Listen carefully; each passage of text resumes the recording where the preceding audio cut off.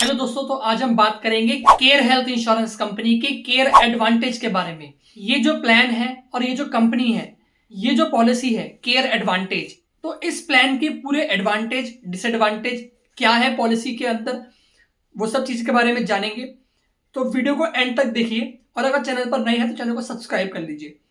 तो वीडियो हम सीधे यहाँ पे स्टार्ट करते हैं। तो गाइस, अगर हम केयर एडवांटेज पॉलिसी लेना चाहते हैं केयर हेल्थ इंश्योरेंस का, एक आपको चीज बताऊं, अगर आप कोई हेल्थ इंश्योरेंस लेने जाते हो केयर हेल्थ इंश्योरेंस कंपनी के अंदर, वहां पे 2 से 3 प्लान्स हैं जो फैमिली के लिए बनाए हुए हैं, जैसे care supreme, care comprehensive, care advantage, care plus. तो इस तरीके से प्लान्स है।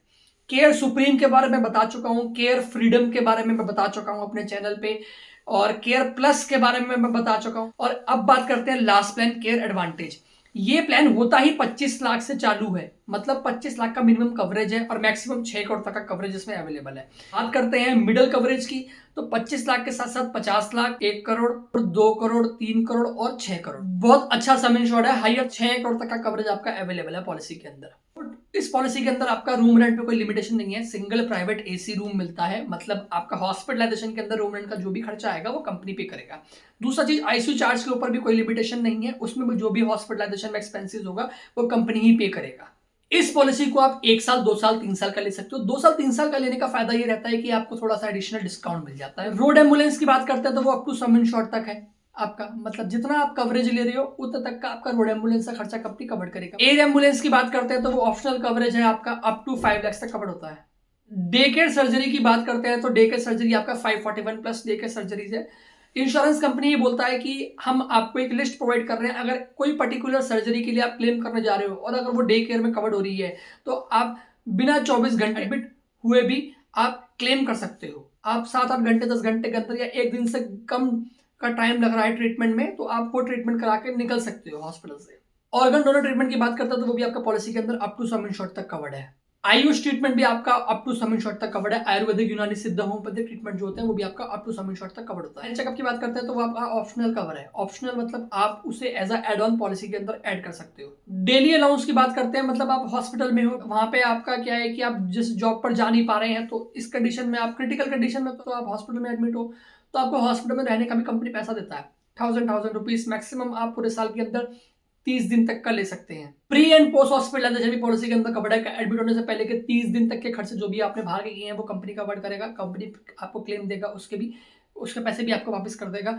और डिस्चार्ज होने के बाद के 60 दिन तक के खर्चे वो भी आप कंपनी से पैसा ले सकते हो। प्री एंड पोस्ट हॉस्पिटलाइजेशन उसे कहा जाता है जो एडमिट होने से पहले के और डिस्चार्ज होने के बाद के जो खर्चे होते हैं वो इंश्योरेंस कंपनी कवर करता है। पॉलिसी के अंदर आपका ऑटोमेटिक रिचार्ज है, मतलब जैसे एग्जांपल आपने 25 लाख का कवरेज लिया, 25 लाख आपने साल में यूज कर लिया, दोबारा से आपको कोई क्लेम करना है तो कंपनी आपको दोबारा से 25 लाख रुपए और देगा। उसके लिए कोई एडिशनल कंपनी आपसे कोई पैसा चार्ज नहीं करता, वो कंपनी की तरफ से मिलता है। तो आप पूरे साल के अंदर 50 लाख तक क्लेम कर सकते हो। ये तो आपको एक बार ही दी जाता है, लेकिन अगर आप चाहो तो अनलिमिटेड टाइम कंपनी से 25-25 लाख रुपए अनलिमिटेड टाइम ले सकते हो। 25 जितनी मर्जी बढ़ जाओ उतनी मर्जी 25 लाख रुपए ले लो कंपनी से। क्या है ऐसा, कैसे? वो एक एज अ राइडर ऐड करना होगा पॉलिसी के अंदर। अनलिमिटेड ऑटोमेटिक रिचार्ज के नाम से आता है राइडर आपका।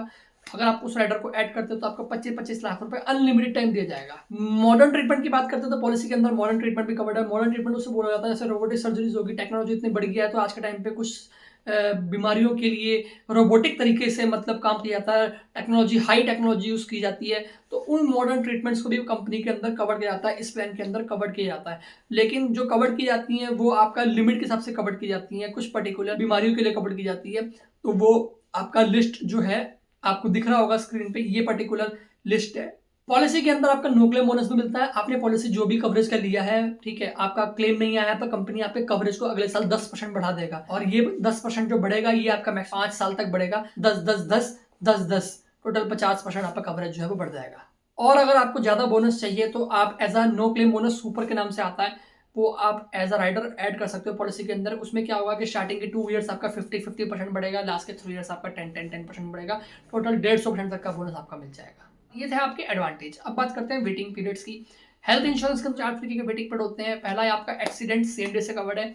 बीमारियों के लिए क्लेम करना, कुछ फ्रेश प्रॉब्लम हो गया, नया प्रॉब्लम हो गया, नई बीमारी हो गई है, तो वो आपको क्लेम करना है पॉलिसी लेने के 30 दिन के बाद आप क्लेम कर सकते हो, 30 डेज के बाद। सर्जरीज के लिए क्लेम करना है तो आप 2 साल के बाद क्लेम कर सकते हो, जैसे cataract, stone, hernia, fistula, sinus, uterus, fibroids, ENT वगैरह। इस तरीके से 20 के करीब ऐसी सर्जरीज हैं जो पॉलिसी के अंदर 2 साल के बाद कवर होती हैं।